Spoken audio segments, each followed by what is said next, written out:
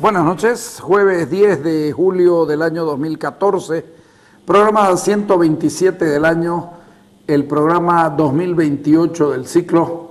Quiero contarles que hace casi un año el movimiento de la izquierda revolucionaria, el MIR, ha estado moviéndose, buscando rearticularse y está con ganas de participar en el quehacer político nuevamente como estructura. ¿Tienen problemas sobre ese tema, no, Pancho? Sí. Tienen problemas porque no tienen personería, hay que pagar una multa. ¿Cómo es esa cosa? No es problema pagar la multa. Ajá, no es problema. El problema es que somos igual a los bolivianos en España, en Estados Unidos, que somos una realidad, pero no tenemos carnet de identidad. O sea, son indocumentados. Entonces, somos indocumentados. ¿Existe el MIR? Claro, como un sentimiento, como un proceso colectivo que está lo mismo en el pueblito más pequeño como en la ciudad más grande, que hay alguien que todavía se enternece cuando escucha la marcha, hay alguien que cuando le muestran la bandera se conmueve. Entonces algo se ha sembrado mucho. Se ha sembrado mucho, bueno, como para que lo dejemos. ¿Cómo no se va a sembrar? Es imposible entender la historia política de Bolivia de los últimos 30 años del siglo XX sin la presencia del MIR. Es decir, todo pasa por la idea del MIR, desde el 71 hasta el año 2000, la presencia del MIR es fuerte, es clara y es vigorosa. Es democrática. Democrática, con aciertos y con contradicciones, que los vamos a No contradicciones, errores. Con errores, perdón. Errores colectivos que los cometimos. Y les pedimos que nos perdonen. ¿Qué más le podemos pedir? Que nos perdonen, que nos entiendan. No vamos a decir de quién es la culpa es de todos. La culpa es colectiva del instrumento. O sea, aquí no vamos a decir, este tuvo otra culpa, este me dijo esto. No, aquí todos fallamos y todos tenemos la capacidad de reconducir. ¿Dónde se falla, Pancho? ¿En el último tiempo? ¿No? Yo creo que se falla. ¿Es un error aliarse a Banzer? No, creo que fue yo creo que fue una necesidad de reconciliación, porque de repente les voy a contar algo que antes nos habíamos reconciliado con nuestros adversarios. ¿A partir de Torrijos? Cuando hablamos y negociamos con René Alpereda la amnistía. Estamos hablando del 77. En el 78, en la casa de un ilustre escritor paceño. Mariano Bautista, sí, él mismo. Tuvimos la capacidad de sentarnos, hablar y decirle, general, ¿usted quiere...? Sí, pero ya esa era la amnistía irrestricta, porque el 77 hicimos una huelga de hambre. Claro, ¿sí? Pero negociamos. Pero fue medida. Pero nos sentamos y no nos pegamos tiros.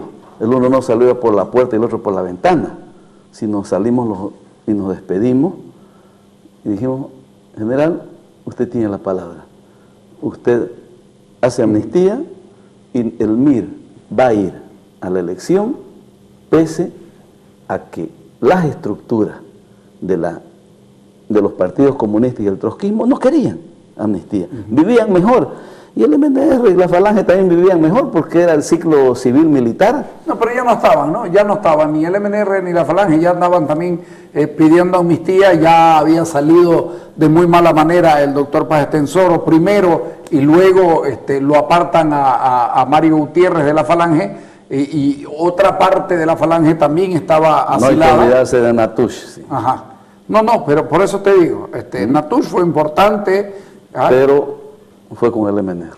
Entonces era un ciclo que había de un militar que si era progresista llevaba a sus progresistas, y si era conservador llevaba a sus conservadores, y si era nacionalista a sus nacionalistas. Ese ciclo cuando entró el MIR se acabó. Hasta ahora no hay más golpes de Estado. Sánchez de Lozada renunció, no hubo golpe de Estado. Así que las condiciones eran insostenibles. Eran insostenibles. Ese es otro problema. Si él se quedaba, debería seguir siendo presidente. Él renunció. Él tuvo a bien renunciar. Creo que fue a bien. Sí.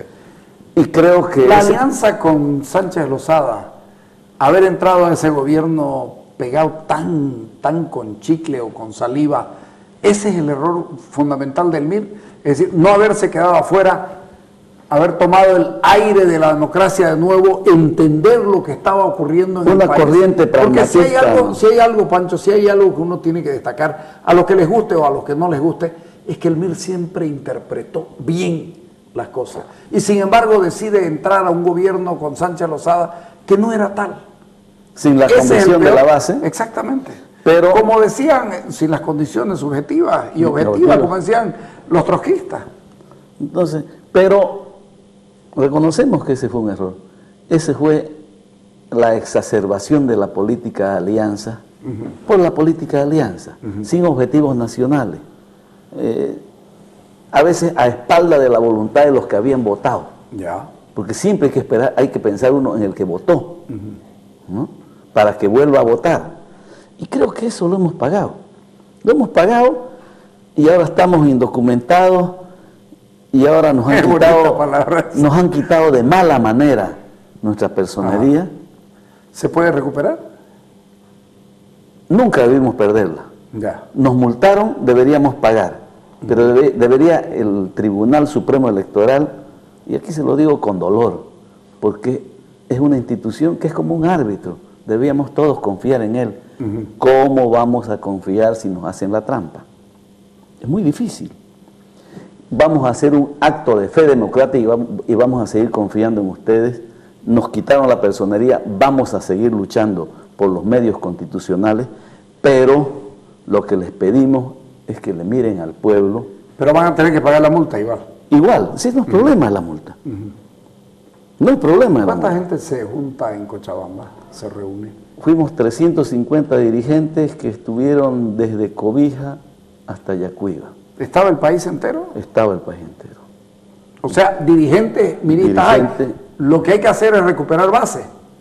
No, está la organización. Está la organización. Está la organización. Lo que fuimos allá fue a mirarnos, a reflexionar. Así como el 7 de septiembre fue un acto de rebeldía. Como a Chocalla. O como a Chocalla, que fue el acto donde dijimos es con la democracia. Ahora dijimos, bueno, ¿tenemos o no tenemos razón de seguir viviendo en este país? ¿Tenemos la capacidad de reflexión para mirarnos a nosotros mismos y poder reconducir nuestros pensamientos? ¿Tenemos la capacidad de generar nuevos valores democráticos que son imprescindibles o no tenemos? ¿Somos capaces de hacer que todos nos perdonemos, que todos vivamos en paz? ¿Qué país vio hoy el MIR en esa reflexión colectiva? El MIR vio un país que había concluido un ciclo, que es el ciclo de la Revolución Nacional. Con este gobierno, cuando este gobierno se termine, se acaba el ciclo, ¿este gobierno va a cerrar la puerta por dentro o por fuera? Yo creo que la va a cerrar por fuera. Pero la forma en la que se concluye es por cuando se concluyen los objetivos básicos. La nacionalización de las minas, con la ley del IDH que firmó el compañero Armando Bacadíes, practicada por el gobierno de Evo Morales, bueno, en su tabla de salvación, hace que se compren parte de las acciones y haya una soberanía económica. Se ha cumplido el objetivo político e ideológico de la nación de las minas. Ya. La reforma agraria es un proceso inconcluso que va a seguir funcionando con sus avatares. Pero va a ser inconcluso siempre, porque siempre habrá quien quiera más tierra, siempre habrá un Estado que tenga la obligación de... Pero ese ya es un proceso que va yendo desde el 50. Y el otro es el voto universal. El voto universal empezó siendo un derecho para que la gente elija, y parecía que no era para ser elegido. Entonces, pero poco a poco... Hoy día con la llegada de este gobierno, creo que con la llegada de Evo Morales se concluye porque el de abajo termina siendo elegido. Ya tiene el derecho y ejerce su derecho de haber sido elegido. Entonces, esto se ha hecho en 30 años de democracia, es demasiado pequeño. Pero ya concluyó. Y hay otro dilema que tuvo la Revolución Nacional, que fue el pasar de un Estado feudal a un Estado moderno. Y empezar a conformar las clases sociales. Ahora podemos decir que hay un empresariado que no les gusta que se lo llama, pero hay que llamarlo por su nombre, que es la burguesía nacional. ¿Por qué ahora no se los llama por su nombre? ¿Por qué le huyen tanto a la denominación clásica marxista, si vos querés, pero que es la más acercada a que la gente lo pueda entender? Entonces, esa burguesía nacional ya es una clase en sí y para sí. Y por eso la tratan de sojuzgar y domesticar. Por eso hay un vicepresidente y un ministro que dicen, ustedes son como los pollos de granja, engordar y nada más. Ellos tienen derecho como clase a mostrar su visión, no los comemos. a mostrar su visión de país. ¿Ya? Entonces, esa clase ya está conformada.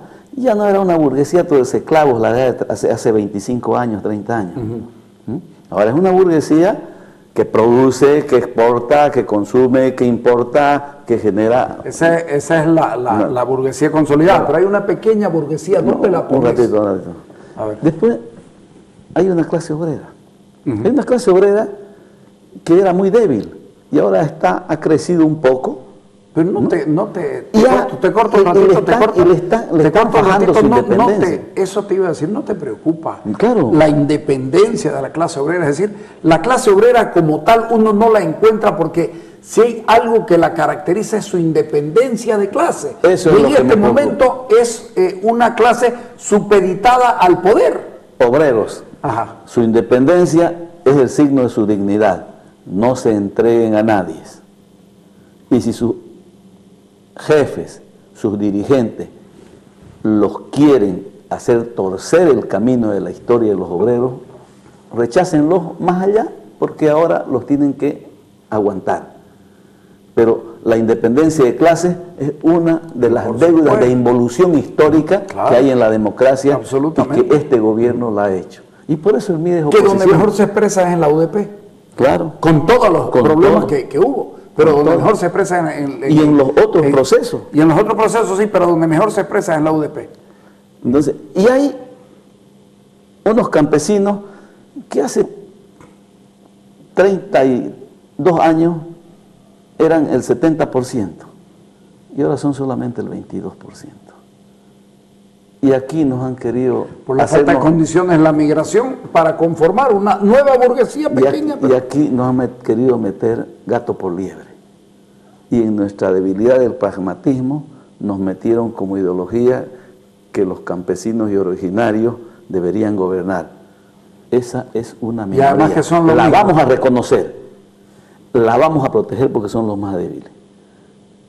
Pero aquí en democracia es un voto, un poder. Y hay otra que cuando nacimos nosotros era demasiado pequeña, porque nosotros somos producto de la pequeña burguesía. Exactamente. Entonces, pero no era nada más que el 8 o 10%. Ahora, como consecuencia de la migración del campo a la ciudad, como consecuencia de la posibilidad de profesionalización, como consecuencia de el haber pasado de un estado de la rosca minero feudal, como decían, a un proyecto moderno, es que hay una clase media que es demasiado grande y que no tiene dueño. Nosotros queremos estar junto a esa clase media. ¿Cómo lo van a lograr? ¿Ha habido un replanteo ideológico en el MID? Sí. ¿Las banderas miristas ideológicas fundacionales todavía son presentes para este momento? Hay un proceso de adecuación.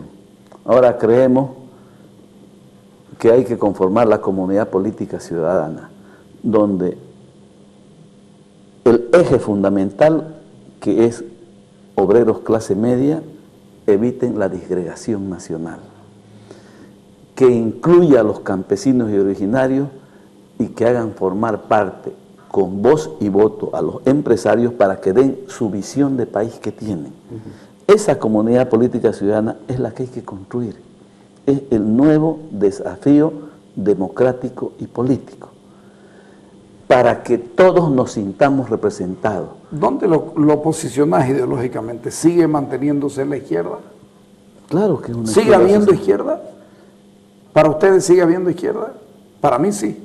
Claro que debiera haber. Claro que somos una izquierda con una visión socialdemócrata, que reconocemos a todas las clases y que nos diferenciamos del MAS, porque el MAS cree en los movimientos sociales. Y las clases sociales son nacionales. Los movimientos sociales son muy localistas, muy feudales. Entonces, no hay que tenerle miedo a la lucha de clases. Hay que conducirla con sus contradicciones como un avance histórico democrático necesario, como una forma de participación de los hombres en la sociedad, como una forma de reconocernos que somos diferentes, pero que podemos sentarnos en una mesa redonda a resolver nuestras diferencias. Que no sea la política de la calle, de la manifestación permanente, pero que tampoco sea una democracia medio de carnaval, donde se cree que porque uno va con su traje típico es más que el otro, donde seamos iguales, ¿no? ¿Dónde colocas al Estado en esto y a su institucionalidad? Te estoy hablando del Estado como institución. El Estado tiene que tener la capacidad de recibir el enriquecimiento dialéctico de la lucha de clases. ¿No? Y sobre eso, ver cuáles son los objetivos. Ahora, los objetivos son claros. Ahora la gente quiere la ética en el manejo del poder. Ahora la gente quiere eficiencia. Ahora la gente quiere seguridad. Entonces, son los tres grandes desafíos democráticos, muy sencillos, muy difíciles de realizarlo, y no se lo puede realizar por un solo partido político. Tiene que ser por toda una comunidad política ciudadana, donde decidamos resolver nuestros problemas y de repente ponerle una dinamita a nuestra propia estatua y decir, esto ya no va más, hay que cambiarlo, no podemos vivir y no podemos entrar, por ejemplo, a elecciones sin una amnistía general y restricta. ¿Por qué? Porque no estamos en condiciones de igualdad. No es democrático. La oposición tiene que luchar.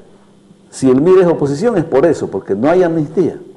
Si el MIR es oposición, porque cree en las clases sociales y no en los movimientos sociales. Si el MIR es oposición, es porque cree que tenemos el derecho a vivir en paz, ¿no? A sentarnos y mirarnos como hermanos a resolver nuestros problemas. Y no es la forma, ¿no?, dura, insensible, inhumana y antidemocrática de perseguirlo al adversario, de rebajarlo moralmente, de tratar de destruirlo en sus valores más íntimos, como es la libertad. Eso tenemos que hacer reflotar. ¿Cómo haces para que te crean? Es decir, hubo mucha esperanza, al MIR se le abrieron los corazones probablemente como a Evo Morales en su momento. Evo No Morales, tanto, no tanto. O no, por eso te digo probablemente.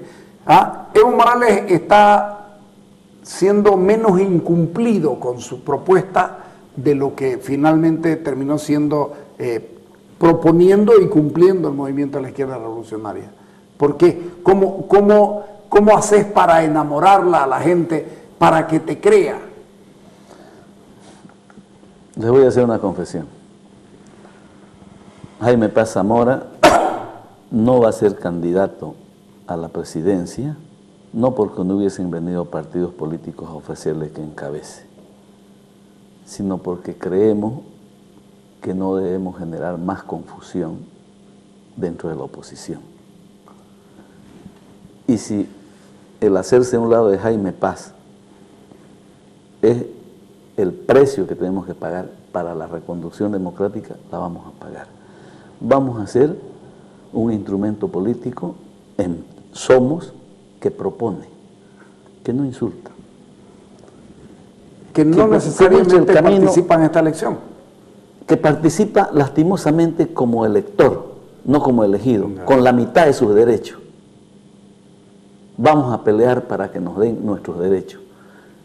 Pero Jaime Paz no va a ser candidato de ningún partido que no sea el MIR.